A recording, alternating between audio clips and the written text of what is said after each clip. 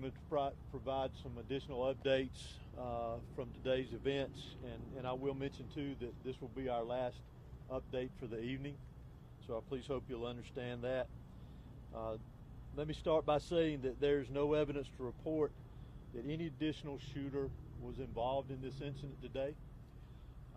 Investigators are actively pursuing, however, any leads of any potential associates of the shooter that was involved in this incident. So I say that to say we're following up any potential leads through the investigation to ensure if there are any associates involved in this that we find them, we identify them.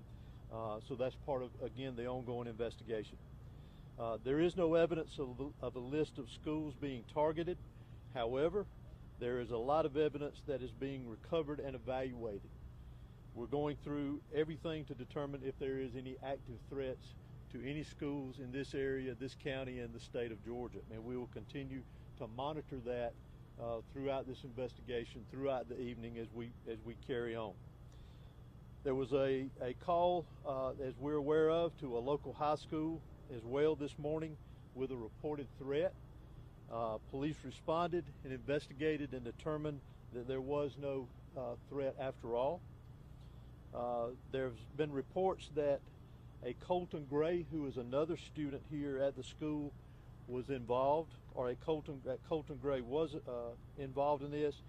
If you recall from a previous press conference earlier this afternoon, the individual that we have arrested and will be charged with this, his name is Colt Gray. But there is another student here at the school with a very similar name. We want to ensure everyone that Colt Gray is not involved in this incident. That is the name that I provided you earlier this afternoon. So those reports were inaccurate, if that was passed on to you. I do, however, want to identify the victims of this incident today, those that lost their life in this tragic event. Mason Schermerhorn, age 14, who is a student here at the school. Christian Angelo, who is 14, also a student here at the school. Richard Aspinwall, not sure of his age, but he was a teacher here at the school. And Christina Irmery, I'm sorry for my pronunciation, who is also a teacher here at the school. We will post a list of these victims for the correct spellings for everyone later this evening after we complete the press conference here. Also, as has been released, the FBI's National Threat Operations Center has received anonymous tips in the past of online threats to commit school violence or school shootings at an undetermined location and time. The FBI referred this information to the Jackson County Sheriff's Office for action. The Jackson County Sheriff's Office identified and located Gray, who is our suspect in this case.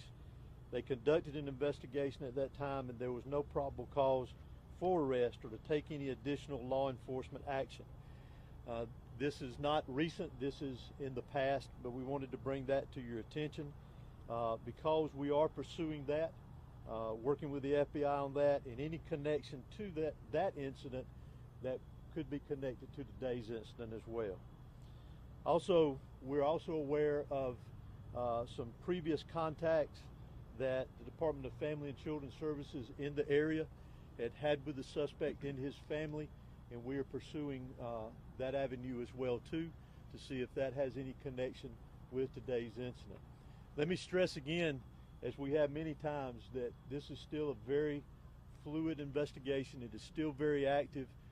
We will have agents and there will be law enforcement personnel that will be pursuing investigative leads and collecting evidence throughout the night and into much of tomorrow, I would anticipate as well.